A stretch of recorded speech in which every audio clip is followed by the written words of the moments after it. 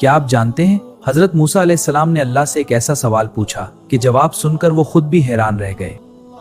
ऐ अल्लाह, मैं तेरे हुजूर एक अजीब सवाल लेकर आया हूँ, क्यों तो इसका जवाब इनायत फरमाएगा।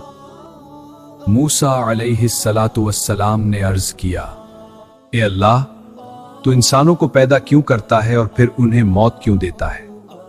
अल्लाह ताला ने फरमाया, ए मूसा, जमीन में एक बीज बो दो।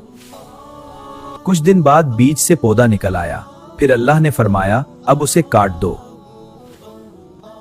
मूसा अलैहिस्सलातु वस्सलाम ने अर्ज किया, या अल्लाह, मैंने इसे उगाया है, इसे काटने को दिल नहीं चाहता।